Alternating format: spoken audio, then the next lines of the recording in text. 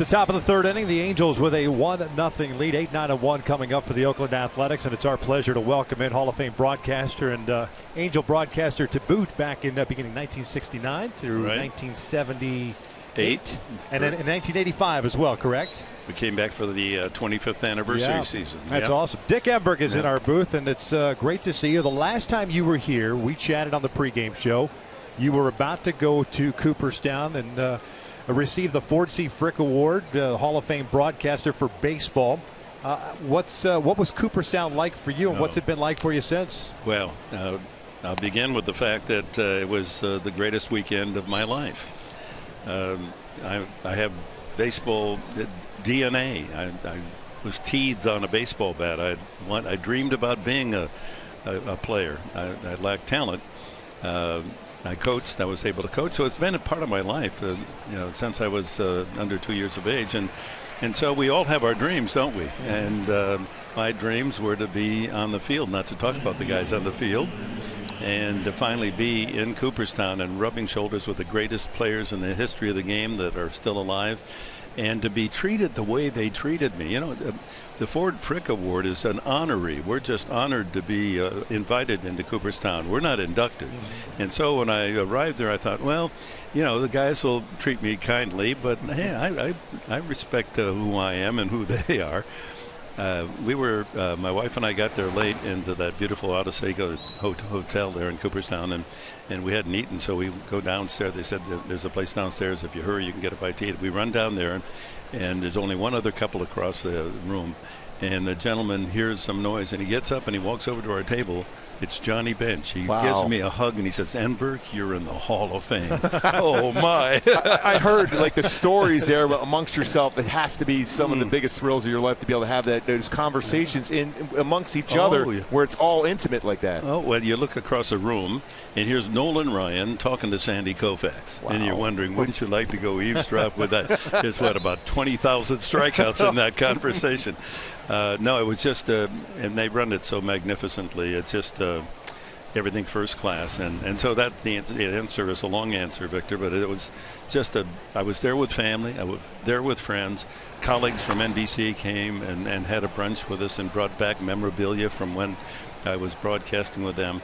And it just was, there are the perfect storms and the perfect weekends, and that was the one for me. You get a chance to reminisce quite often, especially now as the season starts to wind down for you as a voice of the San Diego Padres, and your baseball career coming, I believe, to an end. I don't want to be I'm keeping the door in charge. Yeah, that's what I'm saying. Bit. That's why I'm saying it. But as far as that's concerned, going back to your Angel days and the roots, and I know you were close with Gene Autry, the owner, and I know Nolan was one of your favorite players. Yeah, Nolan was. Well, things were tough then. We were the new team down in Orange County, and the Dodgers dominated, and they always had the good team, and the Angels struggled, and Mr. Autry kept the faith, and we all loved him dearly. He was a second father to me.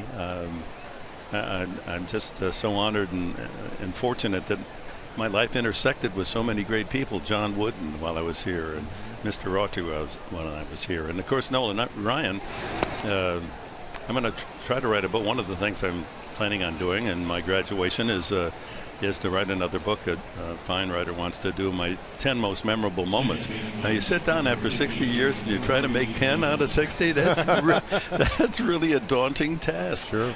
But one of them will be Nolan Ryan in 1973 or 43 in then.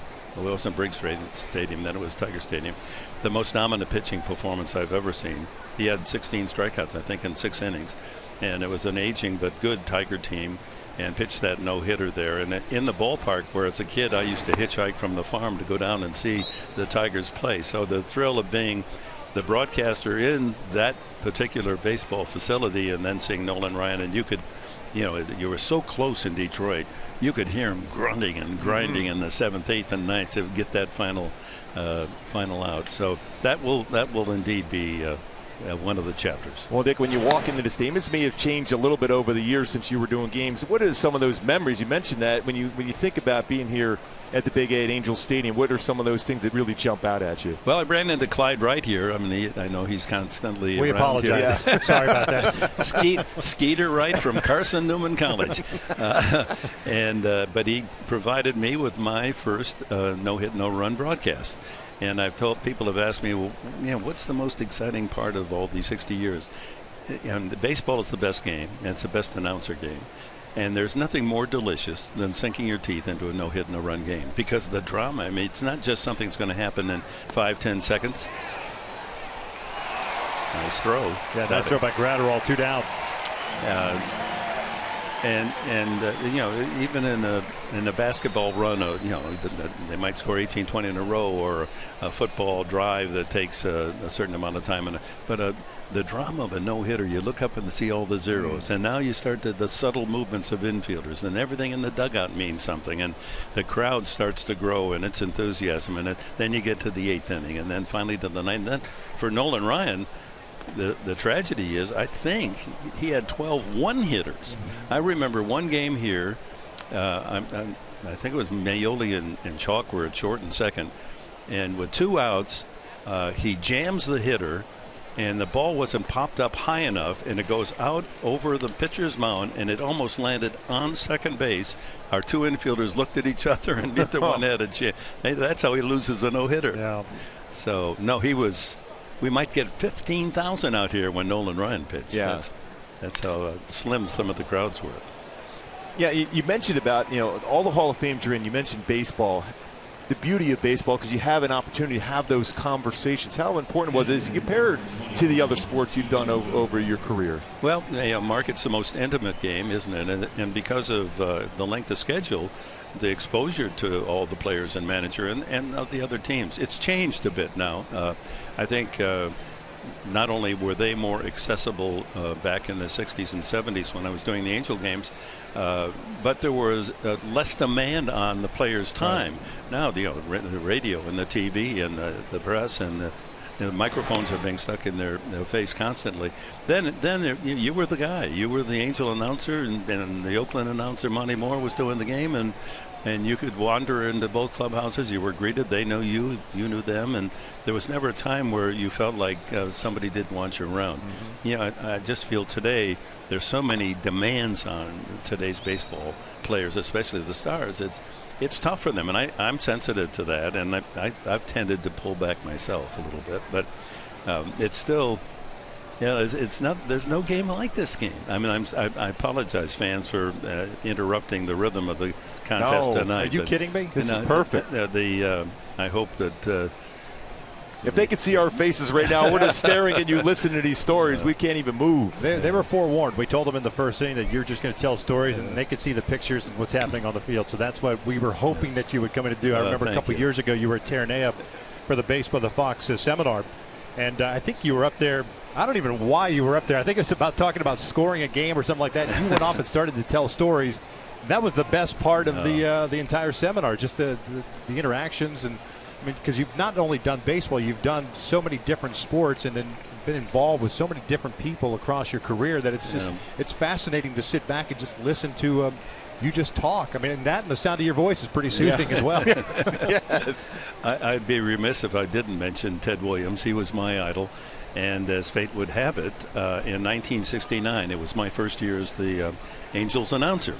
And Ted Williams had come out of retirement and had been hired as the manager of the Washington Senators. Down in that first base dugout, the Washington team had come all the way through the American League at the time, and the last stop was the Angels. And Ted wasn't exactly a lover of the press. I mean, he could be pretty cantankerous, as we all know. But here's my idol. It's in my first season as the Angels announcer, and I'm going to get the pregame interview with Ted Williams. I mean, this was the challenge, and I'm going to do something to get his attention.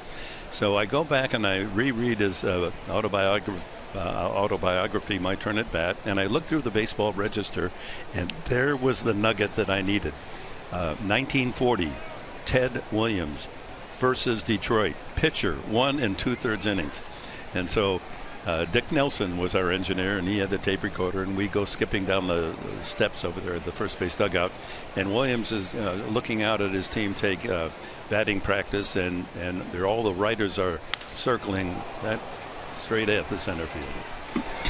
He's pretty good, I understand. Yeah, hey, that's the third out, but you're sticking around and you can finish that story when we come back. We will head to the bottom of the third with the Angels up 1-0.